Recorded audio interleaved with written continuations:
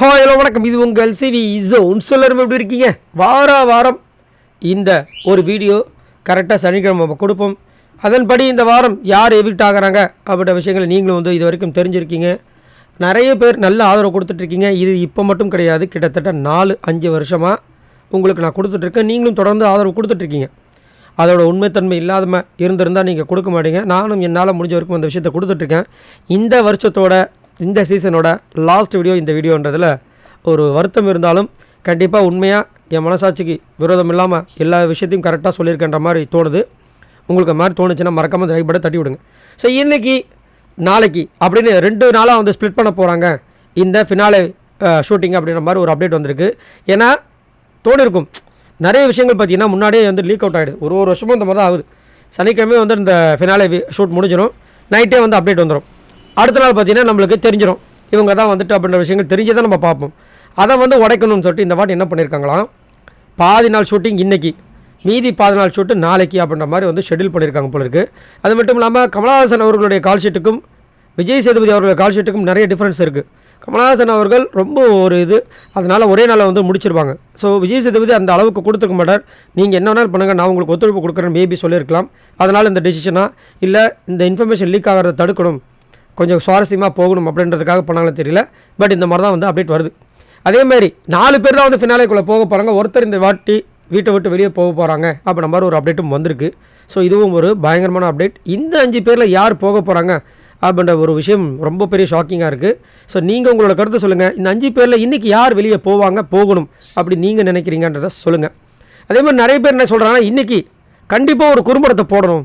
என்ன குறும்படம் அப்படின்னா, ஜெஃப்ரி சத்யா பண்ண விஷயங்கள் ப்ளஸ் ரொம்ப கொடூரமாக இருந்துச்சு அன்றைக்கி அவங்க சிரித்த விஷயங்கள்.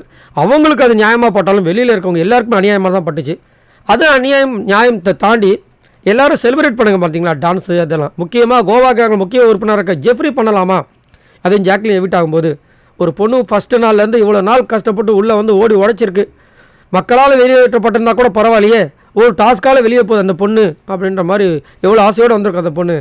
அதுவும் அந்த ஒரு 5 மீட்ரு ரயான்சன் பாருங்க, அந்த 5 மீட்டரால் போச்சு. ஸோ அதை பற்றி உங்களுக்கு என்ன தோணுதுன்னு சொல்லுங்கள். பட் என்னை பொறுத்த வரைக்கும் நேற்று ஏவி போடும்போது நம்ம ஜாக்லினோட ஏவியை நான் பார்க்கணும் ஆசையாக இருந்தேன். பட் கடைசி வரைக்கும் அவங்களுக்கு ஏவியே இல்லாமல் போச்சு.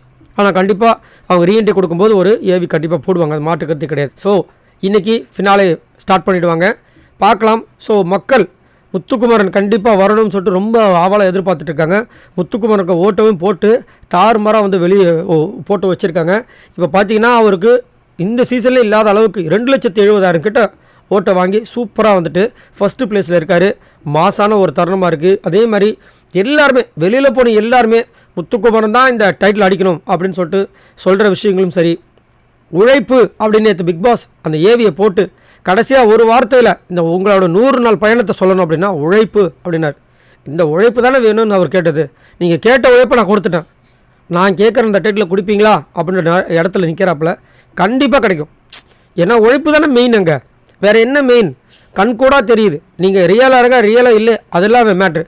ஏன்னா அங்கே இருக்கிற 5 பேர் ரியலாக தான் இருக்கிறதா சொல்கிறாங்க. ஏன் 24 பேர் நான் ரியலாக இருந்தால் தான் சொல்கிறாங்க. அப்போ ரியலுக்கு காமன் ஆகி போச்சு. வேறு என்ன அப்படி பார்க்கும்போது உழைப்பு யார் அதிகப்படியாக உழைப்பு போட்டாங்க அப்படின்போது நம்ம முத்துக்குமரன் அநியாயத்துக்கு உழைப்பு போட்டிருக்காப்புல. அதாவது அங்கேயும் உழைப்பு போட்டிருக்காரு, வெளியில் இருக்கிற மக்களுக்கு அது சுவாரஸ்யமாக போகுமா அந்த அளவுக்கு யோசித்து உழைப்பு போட்டிருக்காரு. அதனால தான் எல்லாருமே முத்துக்குமரன் வரணும்னு. இன்றைக்கி காலையில் கூட பார்த்தீங்கன்னா முத்துக்குமரன்கிட்ட தீபக் அழுது, டேய் இந்த பிக் பாஸ்க்கு அப்புறமா தான்டா என்னை நிறைய பேர் நான் பேசுகிறத வேல்யூவாக கேட்குறாங்கடா, நீ வரணும்டா குமாரா விட்டுறாதடா அப்படின்னு சொல்லும்போது அப்படியே புல்லரிச்சுது.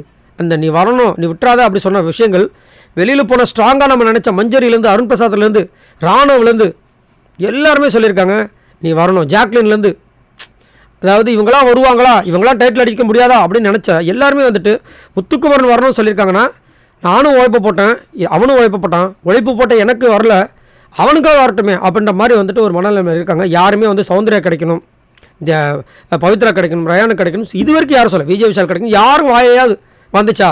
ஸோ உள்ளே இருக்கிற கண்டஸ்டன்ஸ் தெரியும், அதேமாதிரி பிக் பாஸ்க்கு தெரியும். அதனால தான் உழைப்புன்ற விஷயத்த வச்சார். பார்க்கலாம் மக்களோட தீர்ப்பு, மகேசன் தீர்ப்பு அவங்க பண்ணுறாங்களா அப்படின்ட்டு. அடுத்தது இந்த வீட்டில் நான் இருந்தே தீர்வுன்னு சொல்லிட்டு ஒரு கங்கணம் கட்டிட்டு இருக்கிற ஒரு ஆள் தான் சௌந்தர்யா.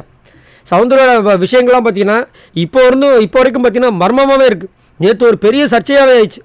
நியூஸ் சேனலில் வந்துச்சுன்னா பார்த்துங்களேன், இந்த விஷால் இது விஷால்ன்ற பாருங்க விஷ்ணு என்ன பண்ணிகிட்டு இருக்காப்புல, சனம் தான் இதை வந்துட்டு கம்ப்ளைண்ட்டாக பண்ணியிருக்காங்க.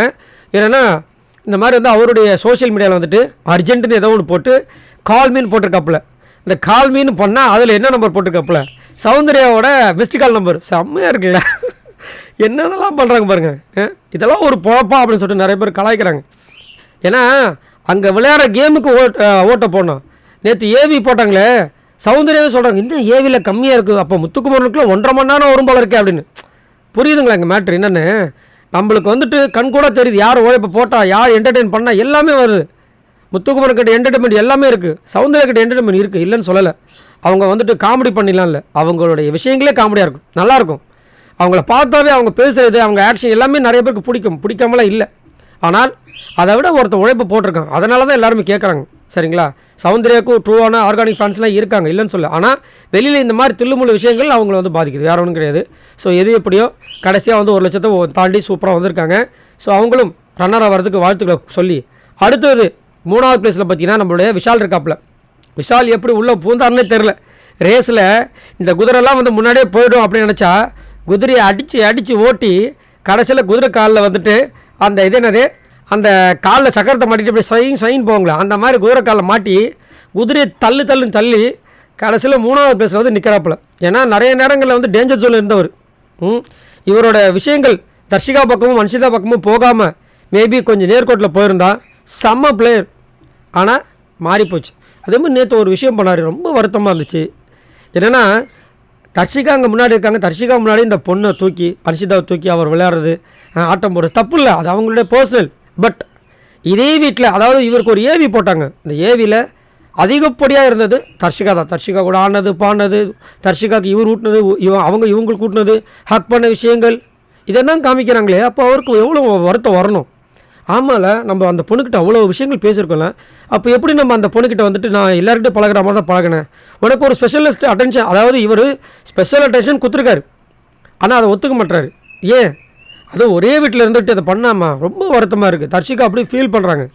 தர்ஷிகா வந்துட்டு கேம் அதாவது அவங்க வெளியே போனதுக்கு இவர் காரணம் கிடையாது, தர்ஷிகாவோட கேம் ஸ்பாயில் ஆனதுக்கு அவங்க தான் காரணம். ஆனால் அதுக்கு முன்னாடி இந்த மாதிரி ஒரு விஷயத்தில் அவர் ஹோப் கொடுத்ததுனால தான் இவங்களும் மூவ் பண்ணாங்க. பட் கடைசியில் இந்த மாதிரி பண்ணக்கூடாது. பட் அவங்க வந்து ஒரே வார்த்தை சொன்னாங்க விஷாலை, நான் ஒரு ஆப்ஜெக்டாக பார்க்குறேன், ஆப்ஜெக்ட் எது பண்ணாலும் நம்ம எதாவது ரியாக்ட் பண்ணுவோமா, அது எதுவுமே பண்ணாது. ஏன்னா எது பண்ணாலும் நான் அப்படி தான் நினைக்கிறேன், அது ஒரு ஆப்ஜெக்டாக நினைக்கிறேன், அது என்னை வந்து எதுவுமே பண்ணாதுன்ற மாதிரி ஒரு வருத்தத்தோட ஒரு போல்டாக பேசுகிறாங்க. பி மெச்சூர்ட் தர்ஷிகா, நீங்கள் வாழ்க்கையில் நல்லா வருவீங்க. இதுக்கப்புறமாவது ஏதாவது ஒரு ஷோ கிடச்சிதுன்னா உண்மையாக உங்களோட உழைப்பு கொடுங்க, அது போதும், நீங்கள் நல்லா வருவீங்க. விஷாலுக்கு நம்ம ஒரு வார்த்தை சொல்லிடுவோம், அவரு கண்டிப்பாக வந்துட்டு இவ்வளோ தூரம் வந்தவரை ரன்னராவது ஆக்கிறதுக்கு ட்ரை பண்ணுவாங்க, முடிஞ்சால் வின்னர் ஆக்கிறதுக்கும் ட்ரை பண்ணுவாங்க. பட் ஓட்டு கம்மியாக தான் இருக்குது. சரி, அடுத்தபடியாக பிரச்சனை இல்லாத நபராக வந்துட்டு ரயான் இருக்காப்புல. ரயான் டபால்னு, அதாவது இந்த வாரம் ஸ்டார்ட் ஆகும்போது லாஸ்ட்டில் தான் இருந்தார், திடீர்னு பார்த்தா ரயான் 4வது பிளேஸில் வந்திருக்காப்புல. ஸோ ரயான் கண்டிப்பாக இப்போ இருக்கிற ரயான் ஃப்ரம் டே ஒன்லேருந்து இப்போ இருக்கிற ரயான் சொல்கிறேன், அந்த டிடிஎஃப்பில் கூட சொல்லலை, இப்போ இருக்கிற ரயான் ஃப்ரம் டே ஒன்று இருந்திருந்தா கண்டிப்பாக வின்னரில் ஒரு பெரிய ஒரு பூகம்பத்தை ஏற்படுத்தியிருக்கலாம் அப்படின்னு எனக்கு தோணுது.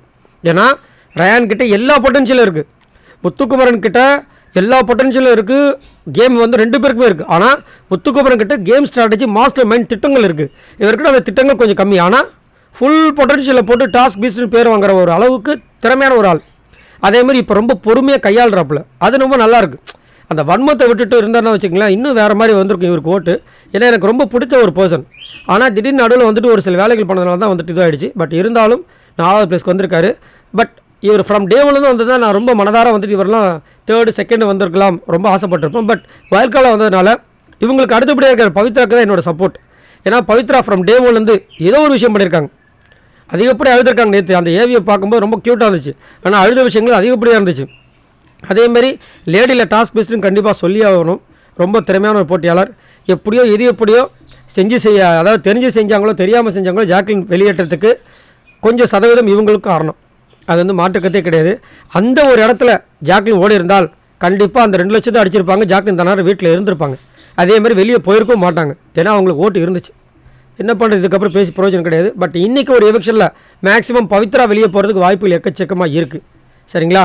ஸோ நாளைக்கு 4 பேர் தான் வந்து ஃபினாலேக்குள்ளே இருக்க போகிறாங்கன்ற மாதிரி ஒரு அப்டேட் வருது, இது நம்ம பார்க்கும்போது தெரியும். சரி, நீங்கள் உங்களோட கருத்து சொல்லுங்கள், யாரெல்லாம் இந்த ஃபினாலேக்காக வெயிட் பண்ணிட்டுருக்கீங்க, நீங்கள் யாரோட சப்போர்ட்டர் அப்படின்றத கீழே கமெண்ட்ஸ் பண்ணுங்கள். முத்துக்கோப்பன் பேர் போடுங்க, சௌந்தரோட பேர் போடுங்க. எத்தனை பேர் நம்மளோட சேனலில் வந்துட்டு அவங்கவுங்க ஃபேனாக இருக்கீங்க அப்படின்றத நான் தெரிஞ்சுக்கணும்னு ஆசைப்பட்றேன். ஸோ இவ்வளோ நாள் எனக்கு சப்போர்ட் பண்ண உங்கள் எல்லாருக்கும் ரொம்ப ரொம்ப நன்றி. உங்கள் எல்லாருக்கும் நான் வந்துட்டு சிரம் தாழ்ந்த நன்றியை தெரிவிச்சுக்கிறேன். பாய் நண்பர்களே.